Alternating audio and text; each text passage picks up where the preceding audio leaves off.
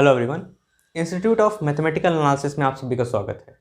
आज के इस लेक्चर में हम एक और इम्पॉर्टेंट थ्योरम को डिस्कस करने वाले हैं। तो जैसा कि आप लोग देख सकते हैं, थ्योरम है every open sphere is a neighbourhood of each of its point. तो आज का जो लेक्चर है ये इसी थ्योरम पे कंसंट्रेटेड रहेगा, तो इस वीडियो को एंड तक देखिएगा। और साथ ही साथ अगर आप इस चैनल पर नए हैं तो चैनल को सब्सक्राइब करना ना भूलिएगा। तो स्टार्ट करते हैं आज के इस लेक्चर को। तो सबसे पहले हम इसके स्टेटमेंट को समझते हैं। स्टेटमेंट कह रहा है कि every open sphere is a neighbourhood of each of its point. इसका मतलब ये है कि कोई भी हम ओपन स्फीयर कंसीडर करें, चाहे कोई भी ओपन स्फीयर हो, अगर हम एक ओपन स्फीयर कंसीडर कर रहे हैं तो उस ओपन स्फीयर में जितने भी एलिमेंट्स होंगे, जितने भी मेंबर्स होंगे, वो ओपन स्फीयर उन सारे के सारे मेंबर्स का नेबरहुड खुद ही बन जाएगा। इसी बात को हमें प्रूफ करना है और यही हमारा स्टेटमेंट है इस थ्योरम का। देखिए, ये जो थ्योरम है थोड़ा कंसेप्चुअल थ्योरम है, लेकिन जब आप इसे समझने का प्रयास करेंगे तो आपको कोई प्रॉब्लम नहीं होगा। तो इसके प्रूफ के बारे में हम डिस्कशन करते हैं। तो जैसा कि आप लोग स्टेटमेंट में देख सकते हैं, हमें प्रूव ये करना है कि हर एक ओपन स्फीयर अपने हर एक एलिमेंट का नेबरहुड खुद ही बन जाएगा। ये हमें प्रूफ करना है। तो जाहिर सी बात है, हमारे पास प्राइमरी रिक्वायरमेंट किसकी है? हमें एक ओपन स्फीयर कंसीडर करना है और फिर हम उस ओपन स्फीयर के मेंबर्स के बारे में बात करेंगे। ठीक है, तो सबसे पहले हमें एक ओपन स्फीयर कंसीडर करना है। तो इसके प्रूफ में डिस्कशन करते हैं। प्रूफ है let x d be m metric space. देखिए, जो भी बात हो रही है मेट्रिक स्पेस में ही हो रही है, इसलिए हम सबसे पहले मेट्रिक स्पेस अज्यूम करते हैं, चाहे कोई भी थ्योरम हो। सबसे पहला लाइन हमारे यही रहेगा, let x d be m metric space, क्योंकि हम जो भी बात करेंगे एक मेट्रिक स्पेस में ही करेंगे। तो यहाँ पे let x d be m metric space, let S A r be the open sphere with centre a and radius r greater than 0। देखिए, हमारे पास रिक्वायरमेंट किस चीज़ की थी? एक ओपन स्फीयर की। मैंने सपोज कर लिया एस ए आर क्या है? एक ओपन स्फीयर है। और एस ए आर इस नोटेशन से ही आप समझ सकते हैं कि ये एक ओपन स्फीयर है जिसका सेंटर क्या है? स्मॉल ए है, और रेडियस क्या है? आर है, और आर हमेशा ग्रेटर देन 0 होता है। ठीक है, तो इसलिए लिखा हुआ है let S A r be the open sphere with centre a and radius r greater than 0। अब देखिए, we have to show that S A R is neighbourhood of each of its point. ये हमारा objective है, क्योंकि इस statement के according हमें यही प्रूफ करना है कि हर एक ओपन स्फीयर अपने हर एक एलिमेंट का नेबरहुड खुद ही बन जाता है। यही लिखा हुआ है कि every open sphere is a neighbourhood of each of its point. तो हमें यही प्रूफ करना है कि एस ए आर अपने हर एक मेंबर का नेबरहुड खुद ही बन जा रहा है। यही हमारा ऑब्जेक्टिव है, यही हमें प्रूफ करना है। ठीक है, तो देखिए, अब देखिए, सबसे पहले हम बात करते हैं एस ए आर के सेंटर की, कि क्या एस ए आर का जो सेंटर है, एस ए आर का सेंटर क्या है? क्लियरली है नोटेशन से कि एस ए आर का सेंटर क्या है? स्मॉल ए है। तो सबसे पहले हम ये देखते हैं कि क्या एस ए आर अपने सेंटर का नेबरहुड बन पा रहा है या नहीं बन पा रहा है। तो क्लियरली ये स्टेटमेंट वैलिड होगा। यहाँ क्या लिखा हुआ है? Clearly a belongs to S A R is a subset of S A r. देखिए, हर एक ओपन स्फीयर में, चाहे कोई भी ओपन स्फीयर हो, कुछ और हो ना हो, उसमें उसका सेंटर जरूर बिलोंग करेगा। और एस ए आर का सेंटर क्या है? ए। तो A belongs to S A R, ये तो हमेशा होता ही है, क्योंकि ओपन स्फीयर में और कुछ हो ना हो उसका सेंटर जरूर होगा। ठीक है, अब देखिए, अब एस ए आर हमेशा एस ए आर का सबसेट होगा। देखिए, ये प्रॉपर्टी होती है कि हर एक सेट खुद का ही सबसेट होता है, खुद का ही सुपर सेट होता है। ये एक प्रॉपर्टी होती है। तो यहाँ से अगर हम इस बात को और इस बात को कंबाइन कर दें तो यहाँ से आता क्या है? A belongs to S A R is a subset of S A R, ये हो जाएगा। और क्लियर है, ये क्या है? ये डेफिनेशन है नेबरहुड का। नेबरहुड का डेफिनेशन क्या होता है? ए बिलोंग्स टू कोई ओपन इंटरवल, या कोई ओपन इंटरवल आप कंसिडर कर सकते हैं, या कोई ओपन सेट कंसिडर कर सकते हैं। मैं आपको ओपन सेट का जो कंसेप्ट है वो आपको बाद में बताऊंगा। तो ये अगर जो प्रॉपर्टी अगर आप कंसिडर करेंगे, जब आप नेबरहुड का डेफिनेशन मैंने आपको बताया हुआ है, तो उस नेबरहुड के डेफिनेशन को और जब आप इसको कंपेयर करेंगे तो आप ये देखेंगे कि ये जो एस ए आर है ये इस ए का नेबरहुड हो जाएगा। तो इस बात से हमें पता क्या चल रहा है कि ये जो एस ए आर है ये अपने सेंटर का नेबरहुड तो जरूर होगा। इसलिए यहाँ पे लिखा हुआ है 10 S A R is a neighbourhood of A, और ए क्या है? इस एस ए आर का सेंटर है। तो देखिए, ये बात तो बिल्कुल ऑब्वियसली क्लियर हो गई है कि एस ए आर किसी और का नेबरहुड हो या ना हो, अपने सेंटर का नेबरहुड तो ज़रूर होगा। अब बात करते हैं कि अगर सेंटर को ना ले, अगर हम सेंटर को कंसीडर ना करें, सेंटर के अलावा जैसे एक ओपन स्फीयर है तो उसमें ढेर सारे एलिमेंट्स होंगे, उसमें से एक सेंटर भी होगा। तो सेंटर को तो मैंने चेक कर लिया कि क्या वो जो सेंटर है, सेंटर का नेबरहुड वो ओपन स्फीयर बनेगा या नहीं बनेगा, तो वो बन रहा है, कोई दिक्कत नहीं है। ये ओपन स्फीयर इस सेंटर का नेबरहुड फॉर्म कर रहा है, कोई दिक्कत नहीं है। लेकिन ओपन स्फीयर में और भी तो एलिमेंट्स हैं, और भी तो मेंबर्स हैं सेंटर के अलावा। तो हम उन सारे एलिमेंट्स का जो सेंटर से कोइंसाइड नहीं करते हैं, उन सारे एलिमेंट्स को चेक करते हैं कि क्या SAR उन सारे के सारे एलिमेंट्स का नेबरहुड खुद बनता है या नहीं बनता है। तो यहाँ से हम देखेंगे, now let us consider x belongs to SAR minus singleton A। देखिए यहाँ पे सिंगल्टन A को रिमूव करने का मतलब सिर्फ इतना ही है, क्योंकि मैंने A को चेक कर लिया है, A ऑलरेडी SAR जो है ये इस A का ऑलरेडी नेबरहुड बन जा रहा है। अब हम जो पॉइंट कंसीडर करना चाहते हैं वो अदर देन सेंटर कंसीडर करना चाहते हैं। जैसे आप ये डायग्राम से समझ सकते हैं, ये क्या है, एक XT है, ये क्या हो जा रहा है, SAR हो जा रहा है, ये एक ओपन स्फीयर है, ये जो स्मॉल a है इसका सेंटर है, और ये जो स्मॉल r है ये इसका रेडियस है। यहाँ से क्लियर है। तो यहाँ से डायग्राम से आपको क्लियरली दिख रहा है कि ये जो SAR है इस A का नेबरहुड बन जा रहा है। लेकिन ज़रूरी नहीं है कि SAR में सिर्फ A ही हो, और भी मेंबर्स हो सकते हैं। ये सारे के सारे स्पेसेस खाली हैं, यहाँ भी मेंबर्स हो सकते हैं, कोई दिक्कत नहीं है। तो मैंने क्या किया है, इस SAR में से A को एलिमिनेट कर दिया है, SAR में से इस A को एलिमिनेट कर दिया है, और जो पोर्शन बचा, ये जो पोर्शन बचा इसमें से मैंने कोई x सपोज किया है। x क्या है, कोई मेंबर है SAR माइनस सिंगल्टन A का। तो मान लेते हैं यहाँ पे है x, ये हमारा x है, मान लेते हैं, ठीक है। अब देखिए 10 0 is less then DXA is less then R, ये कैसे आया। अब देखिए x क्या है, SAR का मेंबर है, और x क्या है, A के बराबर नहीं है। समझिएगा इस बात को, x क्या है, SAR का मेंबर है, यहां से क्लियरली दिख रहा है, और x A के बराबर नहीं है, यानी x सेंटर नहीं है, ठीक है। अब देखिए सेंटर नहीं है, तो यहाँ पे इस बात को कंसिडर कीजिए, DXA को कंसिडर कीजिए। ये हो जा रहा है आपका DXA, ये आपका DXA है, distance between x and A, या फिर distance between A and x, आप जो भी कह सकते हैं। तो ये DXA है, ये हमेशा 0 से बड़ा होगा। पहली चीज़, 0 से बड़ा हो रहा है, क्यों बड़ा हो रहा है, क्योंकि ये x A के बराबर नहीं है, ये x A के बराबर नहीं हो सकता है, इसलिए यहाँ पे DXA क्या है, हमेशा 0 से बड़ा होगा। 0 कब होता, 0 तब होता जब ये x A के बराबर हो जाता, लेकिन x A के बराबर नहीं है, इसलिए x A के बराबर नहीं है, इसलिए DXA हमेशा ग्रेटर देन 0 होगा, ठीक है।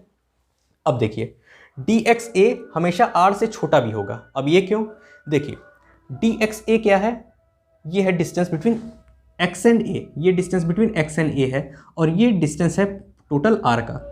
x क्या है, SAR का मेंबर है, x क्या है, SAR का मेंबर है, और SAR का डेफिनेशन क्या होता है, SAR उन सारे के सारे पॉइंट्स का कलेक्शन है जिसका डिस्टेंस अगर हम सेंटर A से कैलकुलेट करें तो वो R से छोटा आ जाए। ये डेफिनेशन होती है ओपन स्फीयर का जिसका सेंटर A है और रेडियस R है, ठीक है। तो देखिए x जो है वो SAR का मेंबर है, तो इस x का अगर हम A से डिस्टेंस कैलकुलेट करेंगे तो वो हमेशा R से छोटा आएगा। क्यों छोटा आएगा, क्योंकि x इस SAR का मेंबर है, और x जैसे ही SAR का मेंबर हुआ, इस x का A से डिस्टेंस अगर हम कैलकुलेट करेंगे तो ये हमेशा रेडियस से छोटा आएगा। यही तो डेफिनेशन होती है ओपन स्फीयर की। तो x अगर SAR का मेंबर है तो जाहिर सी बात है SAR की कंडीशन को सेटिस्फाई करेगा, और DXA हमेशा R से छोटा आएगा। तो यहाँ से लिखा हुआ है 0 is less then DXA is less then R। अब ये क्यों आया, ये आपको डायग्राम से दिख रहा है, क्योंकि distance between x and a कभी 0 नहीं हो सकता, और 0 नहीं होगा तो डिस्टेंस हमेशा पॉजिटिव होगा, तो इसलिए ये DXA क्या हो जाएगा, ग्रेटर देन 0 हो जाएगा। अब लेस देन R किस लिए आया, क्योंकि ये आप क्लियरली देख सकते हैं कि ये जो distance between x and a है ये R से छोटा है, क्योंकि x क्या है, इस बाउंड्री के अंदर है, लेकिन R टोटल बाउंड्री तक जा रहा है, ठीक है। अब देखिए यहाँ से अगर आप इस देखेंगे 0 is less then DXA is less then R। अब इसे आप ड्रॉप कर दीजिए, इसे ड्रॉप कर दीजिए, ठीक है। तो यहाँ से आपको पता क्या चल रहा है कि जो DXA है ये R से छोटा है, DXA R से छोटा है। तो अगर हम इसे इस तरफ ट्रांसफ़र कर दें, अगर हम DXA को राइट हैंड साइड में ट्रांसफ़र कर दें तो क्या आ जाएगा, यहाँ पे आ जाएगा 0 is less than are minus D x से, और यही चीज़ यहाँ पे लिखा हुआ है, this implies 0 is less than are minus D x से। ठीक है, कोई प्रॉब्लम नहीं यहाँ तक। अब देखिए मैंने कुछ नहीं किया, मैंने सिर्फ इसे राइट ट्रांसफर कर दिया, तो यहाँ पे 0 is less than are minus D x से हो गया। ठीक है, अब देखिए let us consider r x such that, अब देखिए यहाँ पे क्या है, r minus D x a, ये हमेशा 0 से बड़ा है। ध्यान दीजिएगा यहाँ पे इक्वल टू नहीं लगा हुआ है, यहाँ स्ट्रिक्टली लेस देन लगा हुआ है। 0 is strictly less than are minus D x A. इसका मतलब ये है कि R minus D x A एक रियल नंबर है और 0 एक दूसरा रियल नंबर है। और हम जानते हैं कि दो रियल नंबर्स के बीच में, दो डिस्टिंक्ट रियल नंबर्स के बीच में infinitely many real numbers exist करते हैं, ये हमें पता है। ठीक है, तो यहां से हम कंसीडर कर सकते हैं, let us consider r x such that, let us consider r x such that. अब आर एक्स क्या है, एक रियल नंबर है, किस तरह का रियल नंबर है, जो इस 0 और इस आर माइनस डी एक्स ए के बीच में लाई करता है। आर एक्स एक ऐसा रियल नंबर हम कंसिडर कर रहे हैं क्योंकि यहां से क्लियर है कि 0 एक अलग रियल नंबर है और आर माइनस डी एक्स से एक अलग रियल नंबर है। क्यों दोनों अलग रियल नंबर है, क्योंकि यहां पे स्ट्रिक्टली लेस देन लगा हुआ है। अगर यहाँ पे इक्वल टू लगा होता तो हम नहीं कह सकते थे कि 0 और आर माइनस डी एक्स से दोनों अलग अलग हैं, लेकिन यहाँ पे इक्वल टू नहीं लगा हुआ है, इसलिए हम क्लियरली कह सकते हैं कि 0 और आर माइनस डी एक्स से ये दोनों डिस्टिंक्ट रियल नंबर हैं और डिस्टिंक्ट रियल नंबर्स के बीच में हमेशा infinitely many real numbers exist करते हैं। इस वजह से हम कह सकते हैं कि इस 0 और आर माइनस डी एक्स ए के बीच में भी infinitely many real numbers exist करेंगे और उन सारे के सारे रियल नंबर्स में से हम किसी एक रियल नंबर को सिलेक्ट कर लेते हैं और उसे हम नाम दे देते हैं आर एक्स। और इसलिए ये कौन सी प्रॉपर्टी को सेटिस्फाई करेगा, 0 is less than r x is less than are minus D x से मैंने आर एक्स को बीच में इंक्लूड कर दिया, बीच में यहाँ पे इंट्रोड्यूस कर दिया आर एक्स को। अब देखिए, अब यहाँ पे आप 0 इज लेस देन को फिर से ड्रॉप कर दीजिए, 0 इज लेस देन को फिर से ड्रॉप कर दीजिए और इस डी एक्स ए को वापस इस लेफ्ट हैंड साइड में ट्रांसफर कर दीजिए। तो यहाँ पे माइनस डी एक्स ए है, यहाँ आएगा तो प्लस डी एक्स ए, यहाँ पे आर एक्स ऑलरेडी है, इज लेस देन आर हो जाएगा। यहाँ तक कोई प्रॉब्लम नहीं होना चाहिए, सिंपल कैलकुलेशन है। अब देखिए, अब देखिए now for any y belongs to S x are x. अब देखिए यहाँ से असली टास्क स्टार्ट होता है, यहाँ तक अभी बिल्कुल बेसिक था, यहाँ से अब असली टास्क स्टार्ट होता है। y कहाँ का मेंबर है, y belongs to S x are x. ठीक है, आर एक्स क्या है, आर एक्स एक रियल नंबर है जो लाई कर रहा है, आर एक्स एक रियल नंबर है जो r minus D x a से छोटा है। आर एक्स एक रियल नंबर है जो r minus D x a से छोटा है। आर क्या है, ये टोटल आर है, डी एक्स ए क्या है, ये डी एक्स ए है। ठीक है, अब आर माइनस डी एक्स ए करेंगे तो क्या आ जाएगा, देखिए ये टोटल आर है, ये यहां से अगर यहां तक हम कंसिडर कर लें तो ये पूरा हमारा आर है। ठीक है, और ये हमारा क्या है, ये हमारा डी एक्स ए है। हम कर क्या रहे हैं, आर माइनस डी एक्स ए कर रहे हैं, यानी इस आर में से हम डी एक्स ए को सब्ट्रैक्ट कर रहे हैं, तो हमारा यही पोर्शन बचा, हमारा यही पोर्शन बचा आर माइनस डी एक्स ए करने के बाद। जब यही पोर्शन बचा तो अब हम कर क्या रहे हैं, समझिएगा इस बात को, ये टोटल आर था, ये डी एक्स ए था, आर माइनस डी एक्स ए मैंने कर दिया तो ये पोर्शन बचा। अब हम कर क्या रहे हैं, कोई y सपोज कर रहे हैं, y कहाँ का मेंबर है, एक ऐसे ओपन स्फीयर का मेंबर है जिसका सेंटर क्या है, x है, जिसका सेंटर, ये जो मैंने x सपोज किया ये उसका सेंटर है, इस ओपन स्फीयर का सेंटर है और उसका रेडियस क्या है, आर एक्स है। x क्या है, ये जो स्मॉल x है ये सेंटर है और रेडियस क्या है, आर एक्स है। अब आर एक्स क्या है, r minus D x a से छोटा, ये आपका क्या है, आर माइनस डी एक्स ए है, ये क्या है, ये आर माइनस डी एक्स ए है। अब इससे छोटा हम कोई क्या करते हैं, आर एक्स सपोज करते हैं। ये टोटल क्या था, ये टोटल था आर माइनस डी एक्स ए। अब इसके बाउंड्री में से मैंने क्या किया, एक छोटा सा पार्ट रिमूव कर दिया, तो ये क्या बना, ये आर एक्स बन गया, ये कुछ आर एक्स इस टाइप का होगा। अब क्या करते हैं हम, इस x को सेंटर मान करके और आर एक्स को रेडियस मान करके हम क्या करते हैं, एक ओपन स्फीयर कंस्ट्रक्ट करते हैं। ये ओपन स्फीयर हम कंस्ट्रक्ट कर रहे हैं और ये क्या है, एस एक्स आर एक्स है, ये आपका एस एक्स आर एक्स है। ये जो ओपन स्फीयर है ये है एस एक्स आर एक्स। अब इस ओपन स्फीयर में से हम कोई मेंबर y सपोज कर रहे हैं, ये आपका कोई y है, ये आपका कोई y है, हम इस y की बात कर रहे हैं हम यहाँ पे। अब देखिए पूरा का पूरा फोकस इस स्फीयर से शिफ्ट होके इस स्फीयर पे आ गया, और ऐसा क्यों हुआ है ये आपको आगे पता चलेगा। तो बेसिकली अब हम बात कर रहे हैं एस एक्स आर एक्स की। x क्या है आपको समझ में आया, x a को छोड़ करके एस ए आर का कोई भी मेंबर हो सकता है, ठीक है। और आर एक्स क्या है, आर एक्स का कंस्ट्रक्शन मैंने इस तरह से किया है, और ये आपका ओपन स्फीयर है एस एक्स आर एक्स। अब इसकी बात कर रहे हैं, इस स्फीयर में से हम एक पॉइंट ले रहे हैं y, ये पॉइंट है y, और फॉर एनी, ये y कोई भी हो सकता है, y सेंटर भी हो सकता है, y नॉन सेंटर भी हो सकता है, इस बात का आप लोग ध्यान रखिएगा। फॉर एनी लिखा हुआ है तो y कुछ भी हो सकता है, और लेकिन y बिलोंग कहाँ करेगा, एस एक्स आर एक्स में। y इस स्फीयर के बाहर नहीं जा सकता, y हम यहाँ नहीं ले सकते हैं, y हम जो भी लेंगे इस बाउंड्री के अंदर ही लेंगे, इस एस एक्स आर एक्स का मेंबर ही लेंगे, इस बात को ध्यान रखिएगा। तो जाहिर सी बात है y अगर एस एक्स आर एक्स में बिलोंग करेगा, ये एक ओपन स्फीयर है जिसका सेंटर x है और रेडियस आर एक्स है, तो y अगर इस ओपन स्फीयर में लाई कर रहा है तो जाहिर सी बात है x और y के बीच का डिस्टेंस हमेशा रेडियस से छोटा होगा, तभी ये y इसमें बिलोंग कर रहा है। तो इसलिए हम लिख सकते हैं कि dxy is less then rx। क्यों लिख सकते हैं, जैसा मैंने इस कंडीशन में किया था, जैसे x belong to S A R minus singleton A था, इसमें किया था, वैसे ही हम इसमें कर रहे हैं। क्योंकि ये y जो है ये इस ओपन स्फीयर में लाई करेगा। ओपन स्फीयर क्या होता है, उन सारे के सारे पॉइंट्स का कलेक्शन जिसका डिस्टेंस अगर हम सेंटर से कैलकुलेट करें तो वो रेडियस से छोटा आ जाए। तो ये ऐसे एस एक्स आर एक्स जो है ये उन सारे के सारे पॉइंट्स का कलेक्शन है जिसका सेंटर अगर हम x से कैलकुलेट करें तो y का डिस्टेंस हम x से कैलकुलेट कर देते हैं तो क्या आएगा dxy। तो वो जो डिस्टेंस आएगा वो हमेशा रेडियस से छोटा होना चाहिए, is less than r x. ये इंप्लाई कर रहा है अगर y S x are x में बिलोंग कर रहा है तब। अब देखिएगा, अब हम ट्राइंगुलर इनइक्वालिटी का यूज़ करने वाले हैं। नाउ डी ए वाई, अब देखिए d A Y is less than equal to d A x plus d x y, हम इसका यूज़ करने वाले हैं। ये क्या है, ट्राइंगुलर इनइक्वालिटी। a और y के बीच में मैंने x को इंट्रोड्यूस कर दिया है, तो इसलिए यहाँ पे D A Y is less than equal to d A x plus d x y, ठीक है।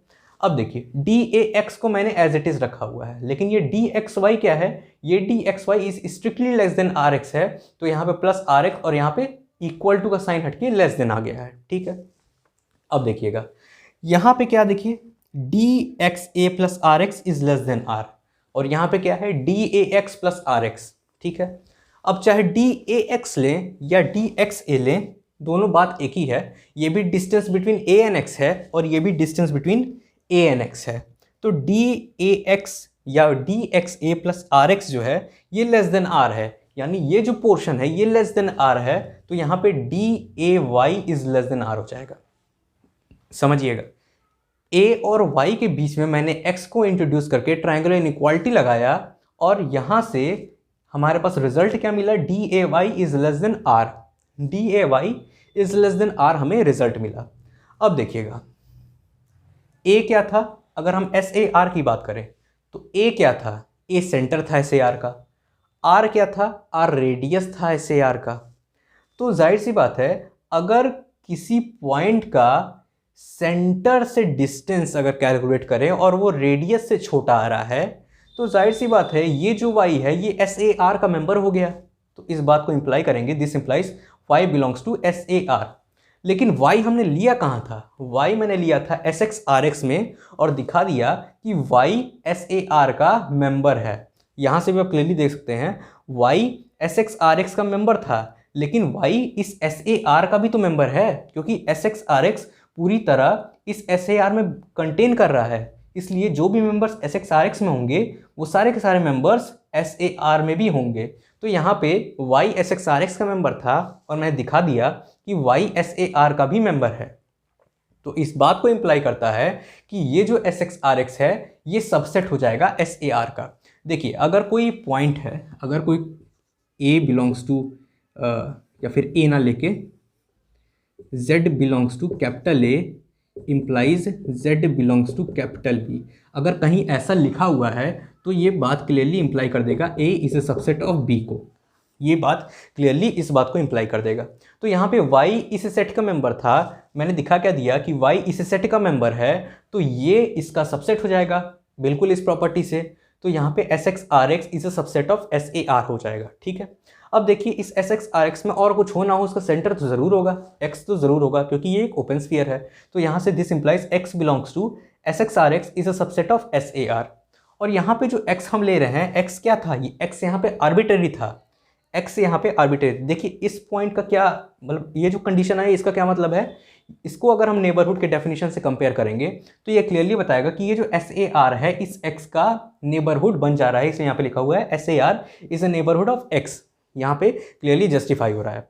अब देखिए एक्स सेंटर को छोड़ के कोई भी मेंबर हो सकता था, इसका मतलब एक्स क्या था, आर्बिटरी था। तो यहाँ पे लिखा हुआ also since x is arbitrary so S A R is neighbourhood of each of its point. सबसे पहले मैंने दिखाया कि एस ए आर अपने सेंटर का नेबरहुड है, फिर इसके बाद दिखाया एस ए आर सेंटर के अलावा अपने हर एक पॉइंट का नेबरहुड है। तो ओवरऑल पता क्या चला कि एस ए आर अपने हर एक पॉइंट का नेबरहुड है। तो इस वजह से ये प्रूव हो गया कि S A R is neighbourhood of each of its point, और इसका मतलब every open sphere is a neighbourhood of each of its point. तो ये था बेसिकली हमारा आज का थ्योरम।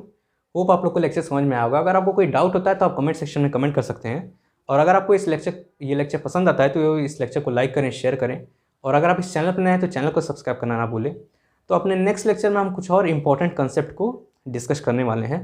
तो मिलते हैं नेक्स्ट लेक्चर में। Have a nice day.